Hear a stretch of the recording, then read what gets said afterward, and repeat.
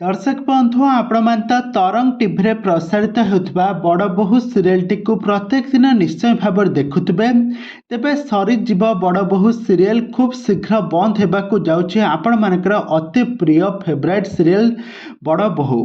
तेबे अचानक ये सीरियल टी बंद होगा पछर असल कारण कौन आसतु आज भिडियो माध्यम जाना।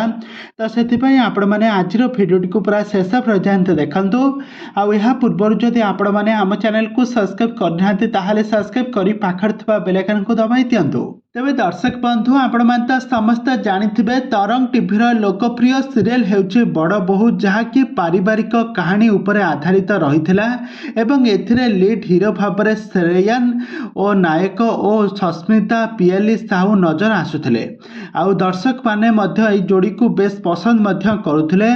तेबे यारी भितरे एई सीरियल कहानी शेष पर्याय रे पहुंची सारिछि एवं खूब शीघ्र बंद हेबा पई जाउछि आपण मानकर अति प्रिय फेवरेट सीरियल बड़ बोहू।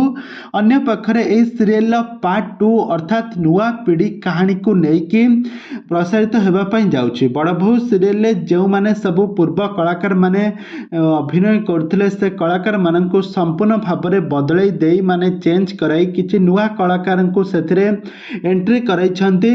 आ एही सीरियल टी खूब शीघ्र पार्ट 2 रिलीज होगा पई जाउछि। आ एही सीरियल टी बड़ बोहू सीक्वेंस 2 भाव में प्रसारित होगा पई जाउछि। तेबे दर्शक बंधु आपण माने प्रत्येक दिन बड़ बोहू सीरियल टी देखंती कि नहीं आपण मानकर मतामत निहाती भाव कमेंट बॉक्स रे कमेंट करंतु।